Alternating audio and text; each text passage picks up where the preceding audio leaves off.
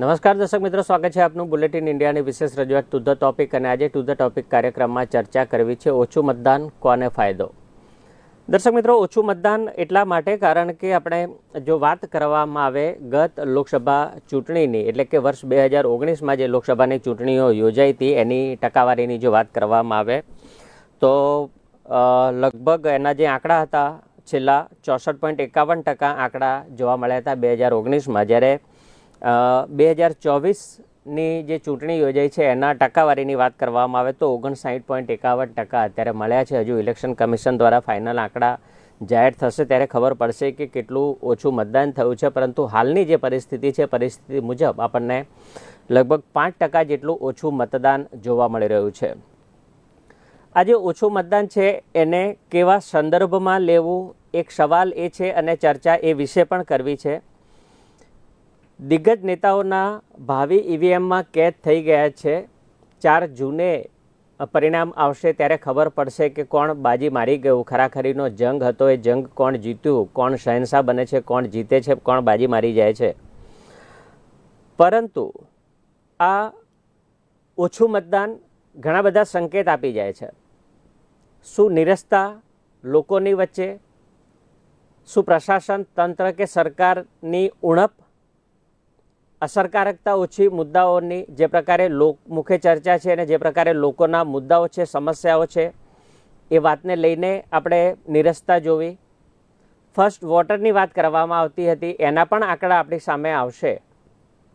પરંતુ ચોક્કસથી નિરસ્તા તો કહી શકાય, જે કારણે 5% જેટલું મતદાન જે ઓછું નોંધાયું છે ખરેખર ઓછું ન કહેવાય. 5% એટલે આપણે ટકાવારીની રીતે વાત કરવા જઈએ તો લગભગ 4.98 કરોડ મતદારો છે ગુજરાતની અંદર, જેમાં 60%ની અંદર આપણે મતદાન નોંધાયું છે.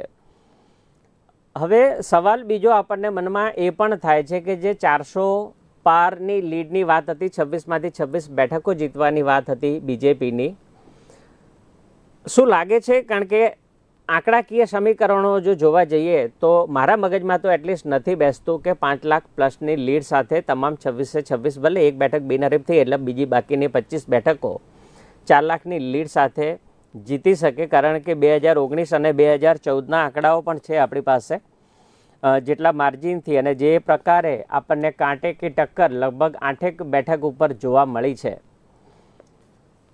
વિષય અંતર્ગત ચર્ચા કરવા માટે આપણી સાથે જોડાઈ ચૂક્યા છે ભાજપના પ્રવક્તા છે ધવલ આચાર્ય, કોંગ્રેસના પ્રવક્તા સાગર શાહ, રાજકીય વિશ્લેષક પ્રદ્યુમનસિંહ સરવૈ અને રાજકીય વિશ્લેષક જ્યોતિબેન અમીન. આપ તમામનું સ્વાગત છે બુલેટિન ઇન્ડિયાના વિશેષ કાર્યક્રમ ટુ ધ ટોપિકમાં. સૌથી પહેલો સવાલ ધવલભાઈ મારો આપને, કે જે પ્રકારે 400 પારનો નારો આપ્યો હતો, 26માંથી 26 બેઠકો જીતવાની અને હેટ્રિકની વાત બીજેપી દ્વારા કરવામાં આવી હતી. હવે 4.98 કરોડ મતદારો અને 60%ની અંદર જ્યારે મતદાન થતું હોય, આપણે થોડી ટકાવારી આંકડાકીય ગણતરી આપણે મૂકી જોઈએ તો શું લાગે છે તમને કે 2019 કરતાં 5% ઓછું મતદાન 2024ની અંદર, ત્યારે જે સમીકરણોની વાત બીજેપી દ્વારા કરવામાં આવતી હતી કે એનડીએ ગઠબંધન દ્વારા કરવામાં આવી હતી અને CR પાટીલનું આહવાન હતું, શું લાગે છે આપને ધવલભાઈ? સર્વપ્રથમ તો આપની ચેનલના માધ્યમ દ્વારા ગુજરાતના તમામે તમામ મતદાતાઓનો હું આભારી છું કે તેમણે ખૂબ સારી જાગૃતતા રાખી, રાષ્ટ્રહિતમાં મતદાન કર્યું, ખૂબ ભારે મતદાન કર્યું. આવી કાળઝાળ ગરમી અને 45-50 ડિગ્રીનો તડકો ન જોયો અને આ મતદાન કર્યું. અને અવિરત મતદાન ચાલુ રહ્યું છે. સવારના 7 વાગ્યાથી તે લઈ અને સાંજના 6 વાગ્યા સુધી લોકો મતદાન કેન્દ્રો પર આવ્યા છે, મતદાન કર્યું છે. અમે લોકો જાતે બૂથ ઉપર હતા, બૂથ ઉપર તડકામાં એમની સાથે એમને જે કંઈ પણ તકલીફો પડતી એ સોલ્વ કરવા અમે પ્રયત્નો કર્યા છે. અને આ મતદાન જે કહેવાય કે રાષ્ટ્રવાદ માટે થયું છે, નરેન્દ્રભાઈની ચાહના માટે થયું છે. ફરીથી હેટ્રિક અમે ચોક્કસ લગાવીશું, 400 પાર બેઠકો ચોક્કસ આવશે એનડીએ ગઠબંધનની. આદરણીય નરેન્દ્રભાઈ મોદીએ જે સૂત્ર આપ્યું છે એ સૂત્ર 100% સાર્થક થશે. CR પાટીલ સાહેબની જે માઇક્રો મેનેજમેન્ટની, બૂથ મેનેજમેન્ટની જે નીતિ રીતિ છે અને એના ઉપર અમે જે કંઈ પણ અમારા દરેકે દરેક બૂથનો કાર્યકર્તા, અમારો બૂથ એજન્ટ, પોલિંગ એજન્ટ, તમામે તમામ અમારા પેજ પ્રમુખો બૂથ પ્રમુખો, મંડળ પ્રમુખો, જિલ્લા પ્રમુખો સુધીનું અમારું જે પાર્ટીનું માળખું છે એ લાગી ગયેલું હતું. અમારી પાર્ટી એક શિસ્તબદ્ધ પાર્ટી તરીકે અમને જે સૂચના આપી મેક્સિમમ મતદાન કરવા માટેનું અમે અમારા બિલકુલ, મારે થોડી ધવલભાઈ આપની પાસેથી આંકડાકીય ગણતરી સમજવી છે. સવારના 6 વાગે મોક પોલમાં પણ હાજર હતા. જી. તમને જાણીને આશ્ચર્ય થશે કે હું જે બૂથમાં હાજર હતો ત્યાં કોંગ્રેસના એક પણ એજન્ટ નતા કે એક પણ બૂથ પોલિંગ એજન્ટ નતા. મેં જ્યારે સહી કરી ત્યારે સામેની પાર્ટીમાંથી કોઈ જ વ્યક્તિ ત્યાં પોલિંગ એજન્ટ તરીકે પણ સહી કરવા હાજર નતો. આ એકદમ સાચું કહું છું અને સાબિત કરી શકું એમ છું. મારા શક્તિ કેન્દ્ર ઉપર કોંગ્રેસનું ટેબલ પણ ન હતું. મારે આંકડાકીય ગણતરી થોડી સમજવી છે ધવલભાઈ આપની પાસેથી. જે પ્રકારે મતદાન સરેરાશ આપણને ઓછું જોવા મળ્યું છે ગત લોકસભાની બેઠક કરતાં, 400 પારનો નારો, 26માંથી 26 બેઠકો, 5 લાખ પ્લસની લીડ સાથે કેવી રીતે પોસિબલ, મારે એ સમજવું છે ધવલભાઈ આપની પાસેથી. નરેશભાઈ, 2005માં મતદાન થયું હતું. મારી પાસે એક્ઝેક્ટ તો નહીં પણ 45% જેવું આંકડો હતો. 2009માં એ જ મતદાન 2% વધીને 47% થયું હતું. 2014માં આ જ મતદાનનો આંકડો 60 ઉપર ક્રોસ કરી ગયો હતો અને 2019માં તો તમે કહ્યું એમ 64% થયું. અત્યારે હાલ તમારા કહેવા પ્રમાણે અને ચૂંટણી પંચ હજી આંકડા જાહેર કરે છે, બિલકુલ, બિલકુલ. 59.51% આ આંકડો તમે હમણાં કહ્યો, બરાબર છે. એટલે જેમ 50% ઉપર જ્યારે મતદાન ઉપર જાય છે ત્યારે ચોક્કસ ભારતીય જનતા પાર્ટીને ફાયદો થાય છે. 50% ઉપર મતદાન 2014માં ગયું, આપ એનું પરિણામ જાણી જ ચૂક્યા છો. 50% મતદાન 2019માં પણ ગયું, આપ એનું પણ પરિણામના સાક્ષી રહ્યા છો. અને હવે આ જે કંઈ પણ મતદાન થયું છે એમાં અત્યારે તો 26માંથી 26 અત્યારે નહીં પણ એક તો આવી જ ગઈ છે અમારે, 25ની જ વાત છે અને એ 25 પણ 4 જૂને આપ સાક્ષી છો, આપણે બધા સાક્ષી એટલે છીએ. સરસાઈની જે વાત છે ખાસ મારે એ સમજવું છે કે સરસાઈમાં કેટલો ફેર પડવાની શક્યતા ધવલભાઈ. મેળવવાના જ છીએ. ઓકે, સાગરભાઈ પાસે આવી. સાગરભાઈ, તમારા મતે જે પ્રકારે ટકાવારી અને આપણે આંકડાકીય માહિતી ઉપર જઈશું અત્યારે, કારણ કે મારે ધવલભાઈની જેમ ગોળ ગોળ જવાબ નથી સાંભળવો. હું સમજવા માંગુ છું, આંકડાકીય ગણિત થોડું સમજવા માંગુ છું આપની પાસેથી. 4.98 કરોડ મતદાર, 60%ની અંદર જ્યારે મતદાન થતું હોય ત્યારે 5 લાખ પ્લસની લીડ, 26માંથી 26 બેઠકો જીતવાની કેવી રીતે શક્ય બને સાગરભાઈ આપના મતે? બિલકુલ સાચી વાત છે. 2005, 2009, 2014ની વાત ના કરવી જોઈએ, કારણ કે આ જે ઇલેક્શન થયું છે લોકસભા 2024નું ઇલેક્શન, એ આગળના તમામ ઇલેક્શનો કરતા એકદમ અલગ અને એકદમ ડિફરન્ટ, કાંટે કી ટક્કર વાળું. કારણ કે આમાં આપણા દેશના માનનીય વડાપ્રધાન શ્રી નરેન્દ્રભાઈને ત્રીજી વખત વડાપ્રધાન બનવાનું છે, યેન કેન પ્રકારને, બાય હુક ઓર ક્રૂક. એટલે આ એમના માટે તો એક મોટો સવાલ છે, કારણ કે આ ઇતિહાસમાં લખાઈ જવાનું છે અને એટલા માટે એટલું જ મહત્વનું એ વિપક્ષ માટે પણ છે. અને 28 પાર્ટીઓ જે ઇન્ડિયા ગઠબંધનમાં જોડાઈ છે, તો ઇન્ડિયા ગઠબંધન અને મોદી સરકાર, બરાબર છે, તો એ બંને વચ્ચેની આ કાંટેકી ટક્કરનું 2024નું લોકસભા ઇલેક્શન છે, ખૂબ મહત્વનું છે. એટલે જો આગળના ઇલેક્શનમાં તમે જે ટકાવારી કહો છો, તમે જે આંકડાકીય માહિતી આપો છો, જો એ જ રીતે થવાનું હોય તો આ ખરેખર ભારતીય જનતા પાર્ટીની હાર કહેવાય. કારણ કે જો મોદી લહેરમાં પણ આટલું જ મતદાન થતું હતું, તો આજે તો ત્રીજી વખત વડાપ્રધાન બનવા માટેના આહવાન કરી રહ્યા છે. એ વખતે જો આ મતદાન થાય અને કોઈ પણ જાતની ફેસિલિટીઝ વગર જ્યારે પબ્લિક પોતાની જાતે ઘરેથી નીકળીને, એમને રિક્ષા મળે કે ના મળે, એમને કોઈ વાહન મળે કે ના મળે, એમને ભારતીય જનતા પાર્ટી દ્વારા કે કોંગ્રેસ દ્વારા કોઈ જાતની ફેસિલિટીઝ આપવામાં આવે કે ના આવે, છતાં પણ પોતાની મરજીથી જ્યારે સમજીને બહાર નીકળીને આટલી ગરમીમાં મતદાન કર્યું. ઓછું થયું છે મતદાન 100%, પરંતુ લગભગ બપોર સુધી તો સારું એવું મતદાન હતું. અને હું પોતે બૂથમાં બેસું છું, એટલે મારા ઘાટલોડિયા વોર્ડની અંદર હું વાત કરું તો અમે અમારા 84 બૂથમાં 84 બૂથમાં મેં પોતે માણસો બેસાડેલા છે, કારણ કે હું બૂથ મેનેજમેન્ટ પોતે જ કરું છું. એટલે હું પણ સાબિત કરીને બતાડી શકું છું કે મારી પાસે જે માણસો છે એમના ફોન નંબરથી માંડી અને જે C70 નું ફોર્મ લેવાનું એની અંદર અમારા સિગ્નેચર્સ એ બધા હોય જ છે, તો એ અમે જમા પણ કરાવ્યા છે. એટલે ઘાટલોડિયા જેવા હાર્ડેસ્ટ વોર્ડની અંદર જ્યારે અમિત શાહ લડી રહ્યા હોય અને અમારા કેન્ડિડેટ એમની સામે હોય, અને અમારા વોર્ડની અંદર જ્યારે હું પોતે વોર્ડનો પ્રમુખ હોઉં ઘાટલોડિયાનો, અને મેં જાતે કરીને 80 માણસો 84 માણસો બેસાડ્યા હોય, તો હું ખાતરીપૂર્વક કહી શકું છું કે બપોર પછી 2:30 વાગ્યા પછી છૂટક લોકો આવતા હતા. 2:30 વાગ્યા સુધી, 1:30-2 વાગ્યા સુધી લંચ પડ્યો ત્યાં સુધી લોકો આવ્યા છે, હું સાક્ષી છું, ઘણા બધા લોકો આવ્યા. મને એમ થયું કે આ બમ્પર વોટિંગ થઈ રહ્યું છે, પરંતુ 2 વાગ્યા પછી મેં મારી નજરની સામે જોયું છે કે 2-2:30 વાગ્યા પછી છેક 6 વાગ્યા સુધી, એટલે તમે વિચારો કેટલા કલાક, બહુ જ ઓછા લોકો, જે લાઈન લાગતી હતી બહાર સુધી પહોંચી જતી હતી ગેટની, એની જગ્યાએ 2 જણ આવે, 3 જણ આવે, 4 જણ આવે, લાઈન લાગી જ નથી. અને ખૂબ છૂટક મતદાન થયું છે અને ખૂબ ઓછું, ભલે તમે 5% કહો છો, પરંતુ એમાં પણ ભૂલ હોઈ શકે છે એવું મને લાગે છે. કારણ કે જે રીતે મેં મારી નજર સામે 5:45 વાગે, 5:30, 5:45 ની વચ્ચે હું મોક ટેસ્ટિંગમાં પહોંચી ગયો હતો, ત્યારથી લઈ અને 6 વાગે ઇલેક્શન પત્યું ને 7 વાગે અમને લોકોને પેલું ફોર્મ આપ્યું 17C નું, ત્યાં સુધી અમે લોકો ત્યાં હાજર હતા અને અમે અમારી નજર સામે જોયું છે કે આ વખતે પબ્લિકમાં નીરસતા છે. ગરમીનું કારણ કોઈ નથી.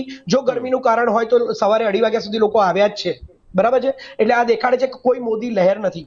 અને જો ખરેખર મોદીજી આવવાના હોત એવું લાગતું હોત તો મોદીજીએ છેલ્લે જે અમર્યાદિત ભાષણો કર્યા છે, બરાબર છે, ભાષાનું ભાન રાખ્યા વગર, કે જો કોંગ્રેસ આવશે તો બાબરી તાળા લાગી જશે અયોધ્યા મંદિરમાં, કોંગ્રેસ આવશે તો ક્રિકેટની ટીમની અંદર બધા મુસલમાનો જ રમશે, કોંગ્રેસ આવશે તો આમ થશે ને કોંગ્રેસ આવશે તો તેમ થશે, આ બધા જે અમર્યાદિત ભાષણો કરવામાં આવ્યા છે, જો ખરેખર તમે જીતતા હોત, તમારી જીત નક્કી હોત, તમે ખરેખર કામ કર્યું હોત, તમે કામ ગણાવ્યા હોત, તો કોંગ્રેસના મેનિફેસ્ટોને તમારે મુસ્લિમ લીગ સાથે પણ ના સરખાવવો પડ્યો હતો. એટલે માત્ર જાતિવાદ, છેલ્લે માત્ર રામ મંદિર, મારે વિષયાંતર નથી થવું. સાગરભાઈ આપને રોકીશ, મારે વિષયાંતર નથી થવું.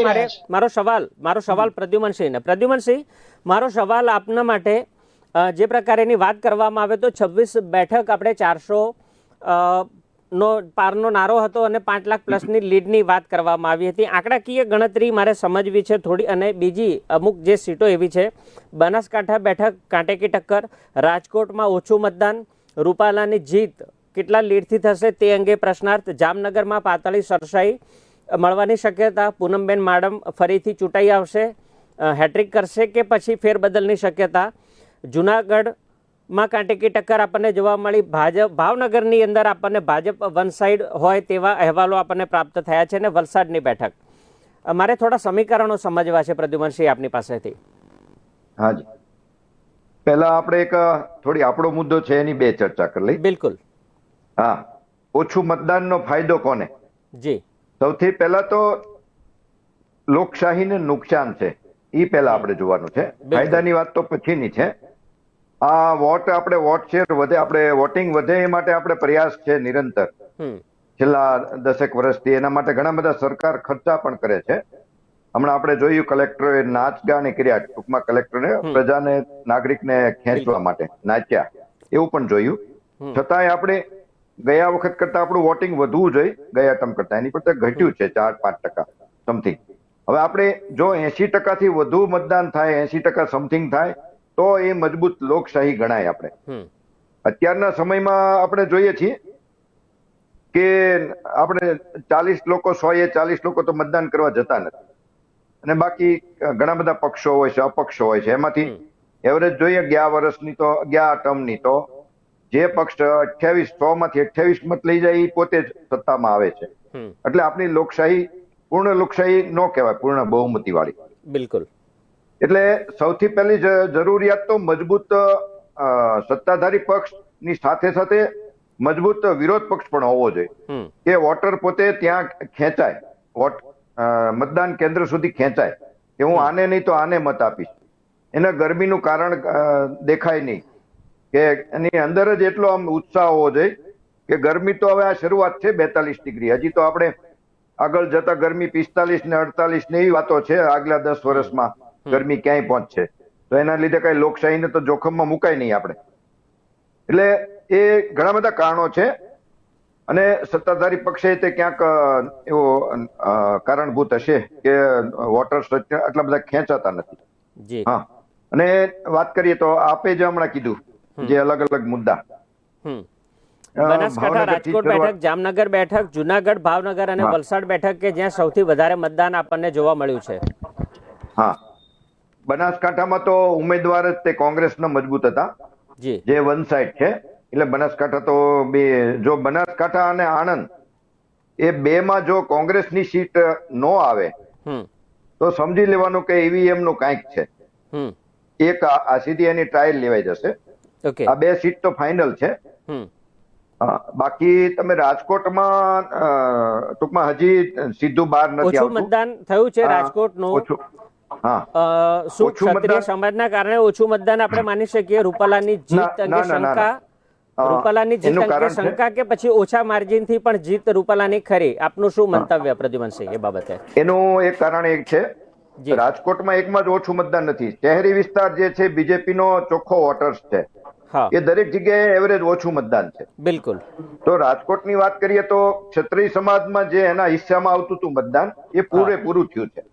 અને જ્યાં સુધી હું માનું ત્યાં સુધી લેવા પટેલ સમાજનો ઉમેદવાર હતા, કડવા પટેલ પાટીદાર સમાજનો ઉમેદવાર હતા, એ બંનેના સમાજે પણ મતદાન પૂરું કર્યું છે. પછી કોની બાજુ કર્યું એ પછી વિષય અલગ છે. બિલકુલ. અને એ બાબત હજી પક્ષ પણ મૂંઝાયેલો છે કે લોકોને મોબાઈલમાં કોમ્પ્યુટર ઉપર ઇનડાયરેક્ટ પૂછે છે કે તમે રાજકોટમાં કોને વોટ આપ્યો? ભાજપને આપ્યો હોય તો 5 દબાવો, કોંગ્રેસને આપ્યો હોય તો 6 દબાવો, નહીતર પછી બીજું દબાવો કોઈને આપ્યો હોય તો. એ રીતનો સર્વે પણ ચાલુ થયો છે, એ આવશે બધાને. હા, એટલે એ નક્કી કરવું મુશ્કેલ છે, પણ જે મોટી કોઈ આટલી મોટી લીડ કે એવી તો શક્યતા નથી. હું વ્યક્તિગત રીતે માનું છું કે ત્યાં સુધી લગભગ એ રાજકોટની સીટ પણ કોંગ્રેસને ફેવરમાં આવે છે. એ જ રીતે જામનગર પણ આવે છે. અને ભાવનગરની વાત કરીએ તો ભાવનગરનું વોટિંગ ઓછું છે, એવરેજ. એટલે જો ભાજપ જીતે તો 70-80 હજાર મતે ખાલી જીતે. આના પહેલા જે રીતે હતું 3-3.5 લાખની લીડ થી જીતેલા ગઈ ટર્મમાં બીજેપીની પ્રોપર સીટ એટલા માટે છે કે ત્યાં 30-35% ઓબીસી વોટર છે. નહીતર જો ભાજપ હારે તો 10-15 હજાર મતે હારે, બહુ મોટો ફરક નહીં. જો જીતવાની શક્યતા હોય તો એને 70-80 હજાર મતે જીતે ભાવનગર. ભાવનગરમાં ભારતીબેન શિયાળ લગભગ 3.29 લાખથી જીત્યા હતા. હા, બિલકુલ. નીમુબેન, હા, એટલે જીત્યા હતા. અત્યારે ભારતીબેન શિયાળ જીત્યા હતા. જી. હા, ભારતીબેન કઈ 3 લાખથી ઉપર મતે જીત્યા હતા. અચ્છા, મારો બીજો પ્રશ્ન પ્રદ્યુમનસિંહ આપને જ, પાટીદાર આંદોલન વખતે ભાજપને 70 બેઠકનું અનુમાન હતું, એની સામે 99 બેઠક મળી હતી. વિધાનસભા ચૂંટણીની હું વાત કરું છું. શું આ વખતનું ક્ષત્રિય સમાજનું આંદોલન ફળશે ભાજપને કે પછી નુકસાન કરાવશે? જી, ભાજપને હું માનું છું ત્યાં સુધી નુકસાન કરાવશે. એટલે આપણે ખાલી ગુજરાત પૂરતી જ વાત છે આપણે, જે 26 બેઠક પૂરતી જ આપણે વાત કરી રહ્યા છીએ. બિલકુલ. મારો સવાલ જ્યોતિબેનને, જ્યોતિબેન, જે પ્રકારે સૌથી પહેલા તો મારે જાણવું છે આપની પાસેથી કે ઓછું મતદાન કોને ફાયદો એ વિશે જાણવું છે, અને પછી જે બીજી બેઠકો ઉપર જે પ્રકારે ચર્ચા આપણે કરી રહ્યા છીએ કે જ્યાં કાંટે કે ટક્કર સમાન કહી શકાય તે પ્રકારેની પરિસ્થિતિ આપણને જોવા મળી છે, ક્યાંક પાતળી સરસાઈ જોવા મળી શકે. રાજકોટ બેઠકની પણ વાત કરવી છે. રૂપાલા તરફી મતદાન કે પછી રૂપાલાની વિરુદ્ધમાં જીતશે તેવી શક્યતા કે કેટલી નહિવત? શું પરિણામની શક્યતા આપની પાસેથી? અને થોડી મારે ગણતરી પણ ગણિતની સમજવી છે. જે પ્રકારે 5% ઓછું મતદાન આપણને ગઈ લોકસભાની ચૂંટણી કરતાં ઓછું જોવા મળ્યું છે. જ્યોતિબેન. હા નરેશભાઈ, આ વખતે જે ઓછું મતદાન થયું છે એટલે અત્યારે જે આવ્યો છે એ સરેરાશ આખા ગુજરાતનો આંકડો આવ્યો છે. પણ જો આપણે સીટોનું પછી હારજીતનું ગણિત માનવું હોય તો પછી સીટ વાઇઝ ટકાવારી જવું પડે. અને એમાં તમે જોજો કે દર વખતની જેમ આદિવાસી બેલ્ટની વોટિંગ વધારે થઈ છે. અને બીજી બાજુ જ્યાં ક્ષત્રિય આંદોલનની અસર હતી એ સીટો પર વોટિંગ વધારે થયું છે. અને બીજા બધામાં પછી સરેરાશ ખૂબ ઓછું થયું છે, ખાસ કરીને શહેરી વિસ્તારોમાં. હવે આનું એક મોટું જે કહી શકાય એનાલિસિસ તો એવું છે કે જે શહેરી વર્ગ જે બીજેપીનો એમ કે પરંપરાગત સમર્થક ગણાય છે તો ત્યાં આ વખતે વોટિંગ ઓછું થયું છે. હવે એટલે એનો અર્થ એક સીધો એ થયો કે અહીંયા આગળ ભાજપાની સીટો જીતવાની તો શક્યતા છે, પણ સરસાઈ બહુ ઓછી થઈ જશે. આમ પણ જુઓ, ગઈ ચૂંટણીમાં લગભગ 4-5 જ સીટ એવી હતી, કદાચ 4-5 પણ નથી કે જેમાં 5 લાખથી વધારે લીડથી જીત્યા હતા. એમાં એક નવસારીની આવી ગઈ, એક વડોદરાની આવી ગઈ, અને એક બીજી કઈ હતી, એટલે એમાં જે 3-4 સીટો હતી 5 લાખથી વધારે લીડ વાળી, આ વખતે એ લોકોએ મૂક્યું હતું. હવે શરૂઆતમાં જ્યારે ચૂંટણી ડિક્લેર થઈ હતી ત્યારે લાગતું હતું કે કદાચ આ ટાર્ગેટ પાસ કરી શકાશે, ફરી ક્લીન સ્વીપ થશે. પણ જે આ પુરુષોત્તમ રૂપાલાનો વાણી વિલાસ થયો ને એ પછી ક્ષત્રિય સમાજનું એક સ્વયંભૂ આંદોલન શરૂ થયું, તો એ આખું પછી ગણિત બગાડી નાખ્યું. કારણ કે એ પછી ડેમેજ કંટ્રોલ કરવા પ્રયત્ન કર્યો પોતાની હઠ રાખીને, તો એમાં પછી રૂપાલા વિરુદ્ધનું આંદોલન પછી બીજેપી વિરુદ્ધમાં ફેરવાઈ ગયું અને એની ખરેખર ખૂબ અસર થઈ. કારણ કે જે ક્ષત્રિય આગેવાનો હતા એમને હિંસક મોરચા કાઢવાના બદલે વ્યૂહાત્મક રીતે એમણે સ્ટ્રેટેજિકલી અપ્રોચ કરવાનું શરૂ કર્યો કે એમને હવે અત્યારે ચૂંટણીમાં મતદાનથી બતાવવું છે શસ્ત્ર એમ. એટલે એમણે પછી બીજા સમાજના આગેવાનોને પણ સાધ્યા, મંત્રણાઓ કરી છે. પોતાના સમાજમાં આગેવાનોમાં ભાગલા ના પડે, કારણ કે એના માટે પણ ભાજપાએ ખાસો પ્રયત્ન કર્યો તો સામ દામ દંડ ભેદથી એ લોકોના આગેવાનમાં ફૂટ પાડવામાં પણ ચૂંકી આ કોઈ રાજકીય આંદોલન નહોતું, સમાજનું સ્વયંભૂ હતું, એટલે એની અસર દેખાઈ સવિશેષ કરીને. તો જેમાં ક્ષત્રિય આંદોલન ચાલે છે, એટલે ખાસ કરીને સૌરાષ્ટ્ર પટ્ટો અને એમાં પણ સુરેન્દ્રનગર અને આ બાજુ ખેડામાં સૌથી વધારે વોટર્સ છે ટકાવારીના હિસાબે. એટલે ત્યાં આગળ પણ અહીંયા પણ ખેડામાં પણ એક એ જાહેર કરવામાં આવ્યું હતું કે અમે લોકો બીજેપીની અગેન્સ્ટ વોટિંગ કરીશું. એટલે ખેડા સીટ ઉપર પણ થશે. આણંદમાં તો ઓબ્વિયસલી અમિત ચાવડા જેવા મજબૂત ઉમેદવાર છે જ. એટલે આ વખતે 5 સીટો પર ફાઇટ એટલે છે, કારણ કે 3-4 સીટો પર ઉમેદવાર મજબૂત છે. જે ગેનીબેન ઠાકોર છે, અમિત ચાવડા છે અને આ બાજુ આપના ચૈતર વસાવા છે. અને અમુક સીટો પર ફાઇટ એટલે છે કારણ કે ત્યાં ક્ષત્રિયો વિરોધમાં છે. અને જે થોડુંક બીજું જે કારણ હું કહી શકું તે એ છે, મતદારોની નિષ્ક્રિયતા જે દેખાઈ રહી છે એ ગરમીનું કારણ ભલે અત્યારે હવે આગળ ધરવામાં આવતું હોય, પણ જો લોકસભાની દરેક ચૂંટણીઓ એપ્રિલ મેમાં જ થઈ છે, ભર ઉનાળામાં, અને ત્યારે જો આટલું બમ્પર વોટિંગ થતું હોય તો આ વખતે ના હોય તો એ ચિંતનનો વિષય છે. કારણ કે હવે અત્યારે તમે જોજો જે 5 વિધાનસભાઓમાં ફરીવાર રી-ઇલેક્શન છે ત્યાં પણ બહુ જ ઓછું મતદાન થયું છે. એટલે હવે અને એ 5 સીટો એવી છે કે જ્યાં પહેલા કોંગ્રેસના ઉમેદવાર હતા અને પછી પક્ષ પલટો કરીને જે લોકો ભાજપમાં ગયા અને રી-ઇલેક્શન આવ્યું છે, અને એના જ લીધે હવે લોકોમાં અસંતોષ થઈ ગયો છે. એક રીતનું એવું કે અમે જો કોંગ્રેસને આપીએ તો શું ગારંટી છે કે બીજા 6 મહિના પછી ત્યાં નહીં જાય, અને જો બીજેપી વાળાને આપીએ તો પછી અમારા આ બધાનો અર્થ શું હતો? કારણ કે અત્યારે બીજેપી થી કોંગ્રેસના જ ઉમેદવારો ઉભા છે જે જૂના હતા.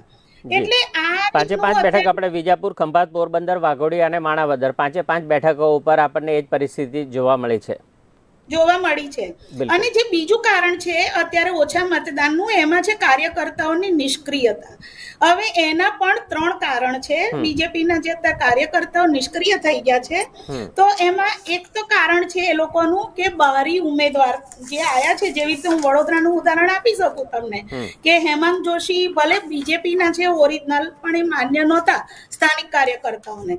એટલે ભલે રંજનબેનને હટાવ્યા, પણ પછી જ્યારે હેમાંગ જોશીને ત્યાં મૂકવામાં આવ્યા ત્યારે પણ કાર્યકર્તાઓનો વિરોધ ચાલુ રહ્યો હતો, અને 2-4 સીટ ઉપર એવી પરિસ્થિતિ હતી જ.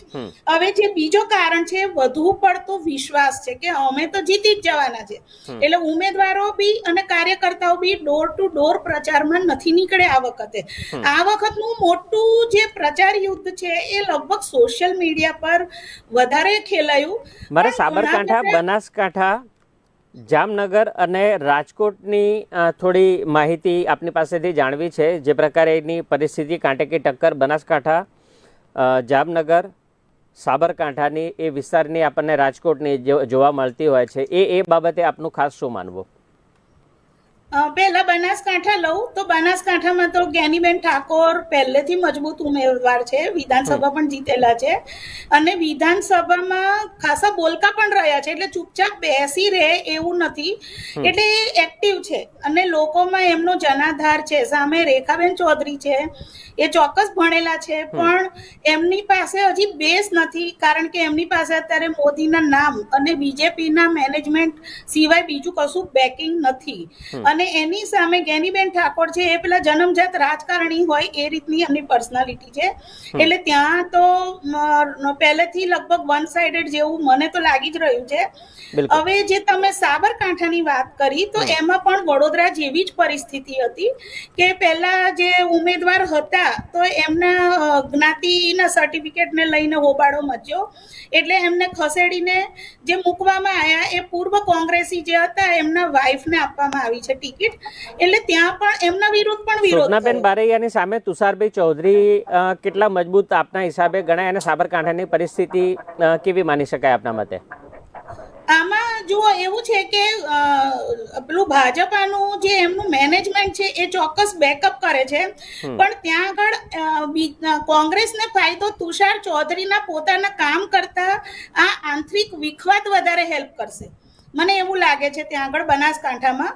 કારણ કે અંદર જ ત્યાં આગળ જે છે અત્યારે ઉમેદવાર એ પોતે પક્ષમાં સ્વીકાર્ય નહોતા, કારણ કે એની પહેલા જે કેન્સલ એનો ફાયદો સીધો તુષારભાઈને મળી શકે. અને તુષારભાઈની બીજી વાત કરું તો એ પોતે કેન્દ્રમાં મંત્રી પણ રહી ચૂકેલા છે, પૂર્વ સાંસદ પણ રહી ચૂકેલા છે, અને પૂર્વ સીએમ આપણે દિવંગત અમરસિંહ ચૌધરીના પુત્ર પણ છે. એ રીતની પણ એમની આગવી ઓળખ વર્ષોથી છે, પણ મને નથી લાગતું કે એ લોકપ્રિય હવે એટલા બધા આટલા વર્ષોથી એ છે છતાં પણ એમની કોન્સ્ટિટ્યુશનમાં એટલું બધું વર્ક એમનું નથી બોલતું કે જે, એટલે કે એમને વ્યાપક જનાધાર આપે. હું એ જ વસ્તુ તમને કહી રહી છું કે એમને જનાધાર કરતા ફાયદો આ આંતરિક વિખવાદનો વધારે થશે.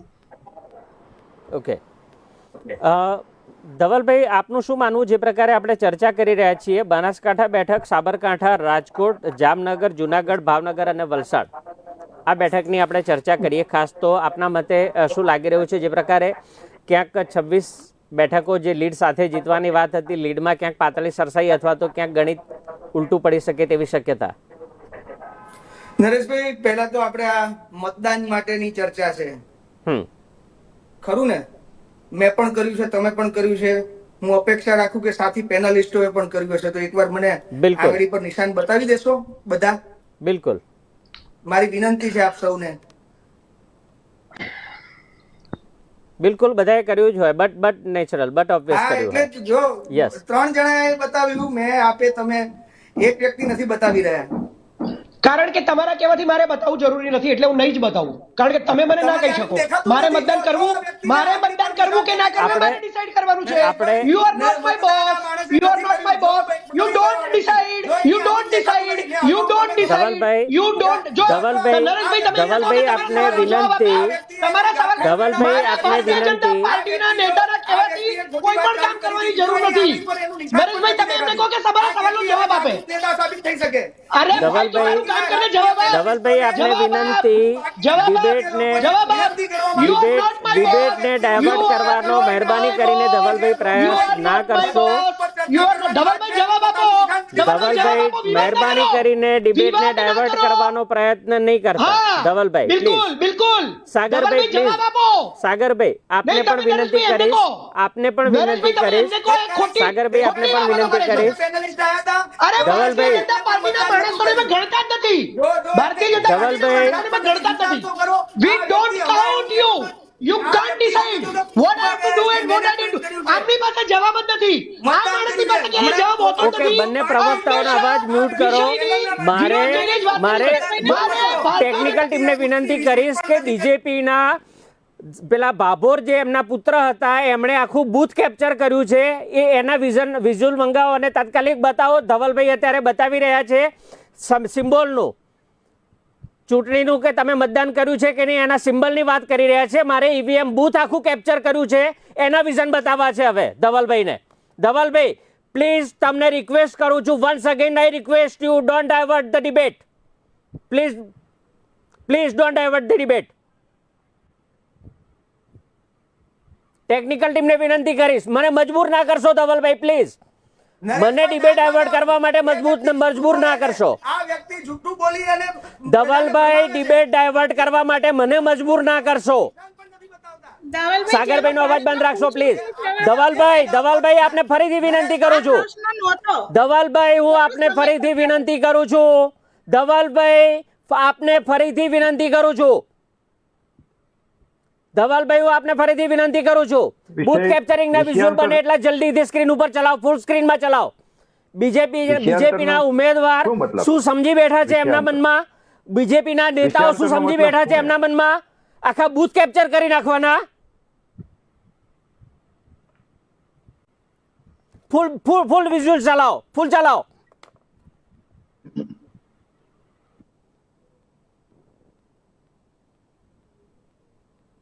Audio please.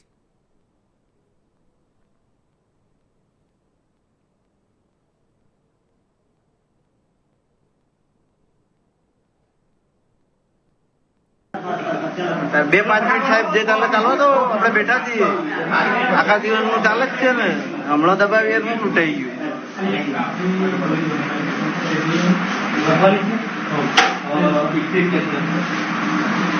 ચાલવા દો, આવી રીતના ના ચાલે ભાઈ, બીજેપી જ ચાલે. તો 48 ઓકે નાખો તો કઈ નાખો, ફટાફટ બોલો યાર. અરે ભાઈ દુફા ફાયર જ હોય મારા ભાઈ નું જ ચાલે. બીજો બાપોર એટલે વાત ખલાસ, એક જ ચાલે બાપોર. મશીન બસીન બધું આપણા બાપનું જ છે. મશીન હે આવા બાપનું જ છે.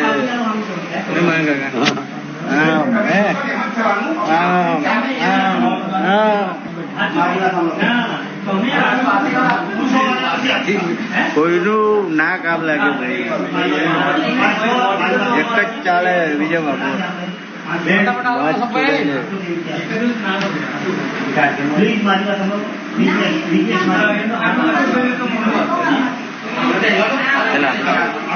એટલે હું દબાવું છું ને.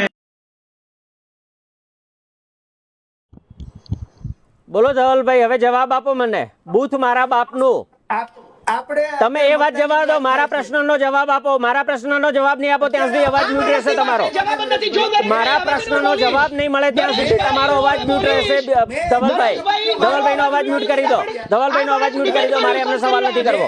આ ભારતીય જનતા પાર્ટીનો આ ભાજપનો અસલી ચહેરો, આ ભાજપનો અસલી ચહેરો વિજય ભાભોર ઈવીએમ ને પોતાના બાપનું બતાવે છે. ધવલભાઈ મને મજબૂર કર્યો તમે. ધવલભાઈ તમે મને મજબૂર કર્યો આ બતાવવા માટે. મારે નતું બતાવવું. શીર્ષ નેતૃત્વ તમારા બીજેપીના પ્રવક્તાઓ સાથે પણ મારે આ બાબતે ચર્ચા થઈ હતી કે હું આ બાબત ડિબેટમાં નહીં ચર્ચું. તમે મને મજબૂર કર્યો છે ધવલભાઈ.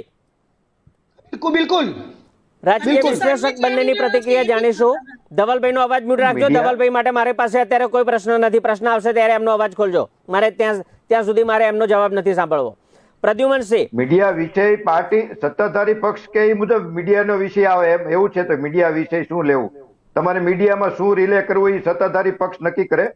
ના સવાલ એ છે કે બૂથ કેપ્ચરિંગ નો જે વિડીયો છે એ ડિબેટમાં અમે ચર્ચામાં નહીં લઈએ ત્યાં સુધીની મેં ચોખવટ કરેલી, પણ મજબૂર કરે છે બીજેપી મજબૂર કરી રહી છે. આ વસ્તુ એકચ્યુઅલી ચાલી જ રહી છે. આપણે નથી ચાલી એવું નથી, ઓલરેડી ચાલે છે, પણ ડિબેટમાં નથી લેવી. ડિબેટમાં એટલા માટે નથી લેવી કારણ કે એના ઘણા બધા 1975 નું નથી આ. જી 1975 માં ઇન્દિરા ગાંધી વખતે બૂથ કેપ્ચરિંગ થતા હતા. આ 2024 માં છીએ, હજી આપણે ત્યાં ને ત્યાં છીએ. પાકિસ્તાનની વાતો કરીએ છીએ આપણે, બીજી કેટલી બધી ડર પેદા કરવાની વાતો કરીએ છીએ, વિકાસની વાતો કરીએ છીએ.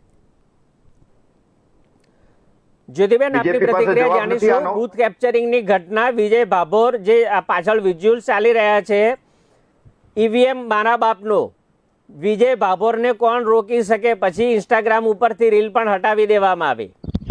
જ્યોતિબેન આપની પ્રતિક્રિયા જાણીશું. નરેશભાઈ, હું ખરેખર એકદમ આઘાતમાં છું, સાથે ગુસ્સામાં પણ છું, કારણ કે આ તો રીતસરનું લોકશાહીનું ચીરહરણ થઈ રહ્યું છે. અને જે ભાજપા બહુ ક્લીન ઇમેજની વાત કરે છે, તો યુપી બિહાર કરતા ગુજરાતમાં પરિસ્થિતિ કઈ રીતે જુદી છે. બેલેટ પેપરથી એટલે નતું કરવું કારણ કે તે વખતે બૂથ કેપ્ચરિંગનો એમને ઇશ્યુ ઉભો કર્યો હતો. પ્રવક્તાઓને પણ સ્ક્રીન ઉપર રાખવા વિનંતી. અને બીજી વસ્તુ એ છે કે ઈવીએમ નું બૂથ કેપ્ચરિંગ વિધાનસભામાં થયું હતું, એવી મારી પાસે પણ આવી રીતે ક્લિપ આવી હતી વિધાનસભાના ઇલેક્શન પછી. એટલે મને સમજાયું હતું કે 156 સીટો કેવી રીતે આવી હતી, આટલી બધી એન્ટી ઇન્કમ્બન્સી હતી છતાં પણ. તો આની સામે શું ઇલેક્શન કમિશન આનું કેન્સલ કરશે, મતદાન એક્શન લેશે? આમાં પક્ષની સામે પણ એક્શન લેવા જોઈએ. અને જેવી રીતે પ્રદ્યુમનભાઈએ કહ્યું કે સર્વે ચાલુ થયા છે, એટલે ઓબ્વિયસલી ખબર પડે કે આમાં કયા પક્ષની ઇન્ટરેસ્ટ હોય આવા સર્વે કરાવવામાં. તો એ પણ મતદાન એ ગુપ્તદાન કહેવાય. સર્વેના નામે પણ તમે મતદારો પાસે કેવી રીતે કઢાવી શકો? સાગરભાઈ આવું છું આપની પાસે પ્લીઝ. એટલે આ બિલકુલ લોકશાહીની પદ્ધતિની વિરુદ્ધ છે. અને ખરેખર તમારે મીડિયામાં મેઇન ન્યૂઝમાં ચલાવીને લોકોને બતાવવું જોઈએ કે ભાજપા જે બહુ ક્લીન ઇલેક્શનની વાત કરે છે, લોકચાહનાની વાત કરે છે, અને અમે એની ઉપર જીત્યા છે એવું કાયમ દરેક ડિબેટમાં કહેવામાં આવે છે કે અમને તો લોકો પ્રેમ આપે છે, ખોબલે ખોબલે મત આપે છે. એટલે અમે અહીંયા વિશ્લેષકો જેટલી એમની બૂમો એની પર બૂમાબૂમ કરીએ એટલે અમને એક જ વસ્તુ કહેવામાં આવે કે ભાઈ અમને તો પ્રજાનો પ્રેમ પ્રાપ્ત છે. તો આ કઈ રીતે પ્રજાનો પ્રેમ મળે છે ને એ હવે દુનિયા સામે લાવવાની જરૂર છે. જી નરેશભાઈ. બિલકુલ, અમારે તો ન્યૂઝમાં તો આ વસ્તુ ચાલે છે, પરંતુ દુર્ભાગ્યપૂર્ણ વાત એ છે કે આ વિડીયો સોશિયલ મીડિયામાં ફરે છે પણ ક્યાંય નેશનલ ન્યૂઝમાં ક્યાંય નથી. જી, નેશનલ ન્યૂઝની કોઈ પણ ચેનલમાં આ વિડીયો નથી આવતો. એટલે શું અમુક ન્યૂઝ ચેનલ હોય તે પાર્ટીના કંટ્રોલમાં છે? અને બીજી બાજુ આપણું આ મીડિયાની સ્વતંત્રતા બાબત 159માં નંબરે ઇન્ડિયા આવે છે, તો એની સામે પછી એ નંબર પદ્ધતિની સામે આક્ષેપ કરે છે. એટલે દેશને ક્યાં લઈ જવા માંગે છે? આપણે સ્વતંત્રતા કેટલા વર્ષની મહેનત પછી કેટલી શહીદી વોરીને મળી છે, અને એનો તમે સત્તામાં છો ત્યારે ઔરંગઝેબને રજવાડાઓના અને ઔરંગઝેબને અકબરોને યાદ કરીને ચૂંટણી લડો છો. આપણે અત્યારે અહીંયા 10 વર્ષમાં તમે શું કર્યું? મતદાર શા માટે બુથ સુધી નથી આવતો? શા માટે? કારણ જોઈ લીધું ને આપણે, દેખીતું કારણ એક એ છે. અને એ સિવાય પણ બીજા અનેક કારણો છે જે હું સામે મૂકી શકું એમ છું, પરંતુ મારે અત્યારે મૂકવા નથી. અને પછી જવાબ તો જે મૂળ મુદ્દાની વાત છે, જવાબ તો મળતો નથી આપણને. તમે ડાયવર્ટ કરશે મુદ્દાને, ગોળ ગોળ જવાબ આપશે, બાકી સ્પેસિફિક જવાબ નહીં આપે. અને મારી પાસે સવાલ પણ નથી. તમે ધવલભાઈ આંગળી ઊંચી કરી રાખો. સાગરભાઈ આપની પ્રતિક્રિયા જાણીશું. સૌથી પહેલા તો દેશના વડાપ્રધાન નરેન્દ્ર મોદી ગમે એટલું બોલશો, મારો સવાલ હું આવશે ત્યારે હું આપને લઈશ, ત્યાં સુધી નહીં. બિલકુલ નરેશભાઈ, તમે એમનું મ્યુટ જ રાખજો, કારણ કે આ માણસ મને નહીં બોલવા દે. મને ખબર છે, કારણ કે આની પાસે જવાબ નથી. અને મેં બહુ શાંતિથી ડિબેટ કરી છે, અને મને ઉશ્કેર્યો છે. બરાબર છે? સૌથી પહેલા શાંતિથી ડિબેટ કરીશું, આપણે કોઈ ઉશ્કેરાટમાં આવવાની જરૂર નથી. હા, દેશના વડાપ્રધાન જ્યારે કે વિપક્ષે રામ મંદિરમાં જવાનું, ત્યારે વિપક્ષ રામ મંદિરમાં જશે એવું જરૂરી નથી.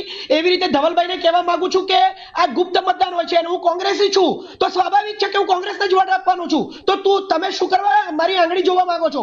તમને જે સવાલ કર્યો છે એને જવાબ આપો ને. તમારી પાસે જવાબ ના હોય તો ન્યુસન્સ ક્રિએટ કરો છો. સાહેબ, નરેન્દ્ર મોદીગીરી કરો છો અહીંયા. તમે શરમ આવી જોઈએ તમને. હજી પણ તમે તમારી આંગળી બતાવી રહ્યા છો ડિબેટમાં. સાગરભાઈ, વિનંતી કરીશ, આપણે કોઈ વ્યક્તિગત એલિગેશન આપણે નહીં કરીએ, મહેરબાની કરીને.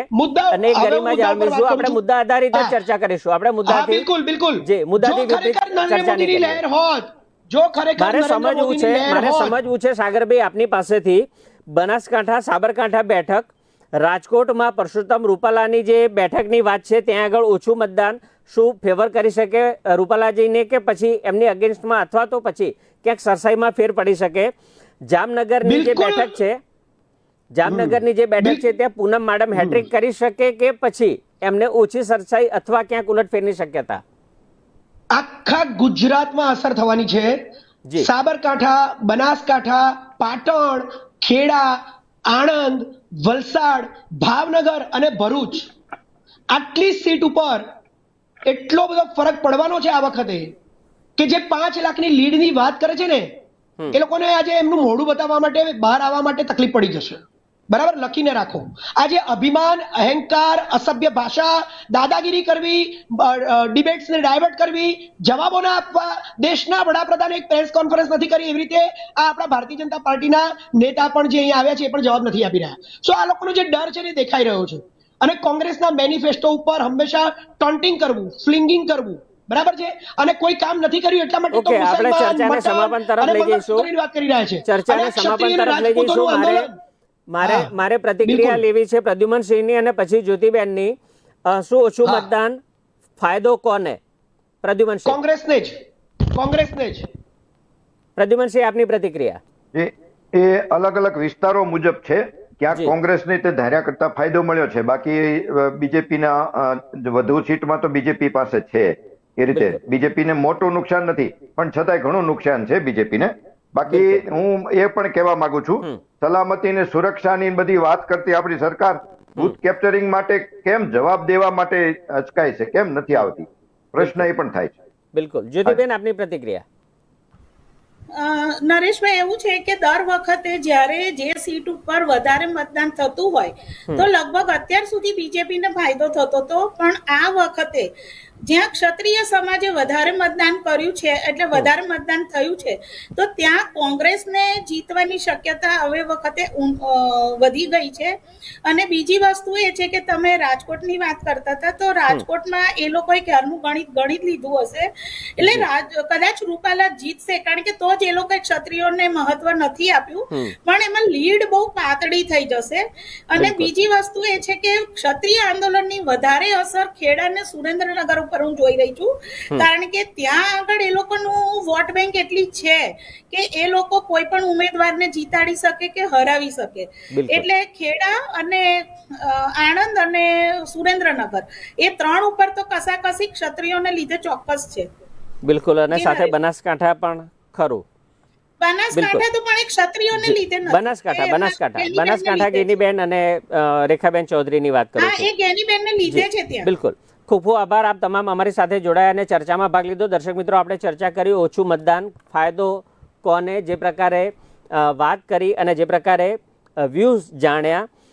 ટકાવારી ક્યાંક આપણે મતદાનની ઓછી જોવા મળી છે. પ્રમાણમાં 2019ના લગભગ 5% જેટલું ઓછું મતદાન નોંધાયું છે. ફાઇનલ ફિગર જ્યારે ચૂંટણી પંચ જાહેર કરશે ત્યારે ખબર પડશે કે કેટલા ટકા ઓછું મતદાન આપણને જોવા મળી શકે છે કે પછી મતદાન લગભગ સરખા જેટલું થાય છે. પરંતુ ઘણા બધા સંકેતો આ વખતે દિશા સૂચન કરી જાય છે.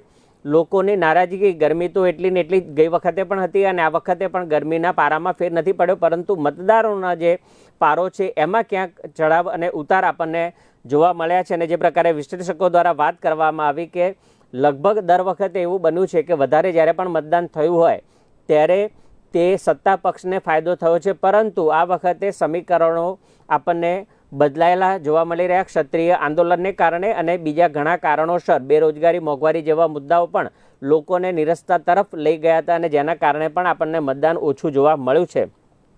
પરંતુ સાથે સાથે દર્શક મિત્રોને એ પણ વિનંતી કે નોટાનો વિકલ્પ એક આપણને આપવામાં આવ્યો છે કે આપણે કોઈ પણ ઉમેદવારને જો પસંદ નથી કરતા તો નોટાનું બટન પણ આપણે દબાવી અને એટલીસ્ટ આપણા મતાધિકારનો ઉપયોગ કરવો, એટલે ખબર પડે કે કેટલા મત ઉપરમાંથી કોઈ પણ ઉમેદવારને પસંદ નથી કરતા, જેના કારણે વોટ નથી જઈ રહ્યા. એ પણ એક મોટું કારણ અને એના માટે પણ લોકોમાં જાગૃતતા લાવવી ખૂબ જરૂરી છે. ખેર, 4 જૂને જ્યારે પરિણામ આવશે ત્યારે જે દિગ્ગજ નેતાઓના ભાવિ ઈવીએમમાં કેદ થયેલા છે તે 4 જૂને પરિણામ આવે જ ખબર પડશે.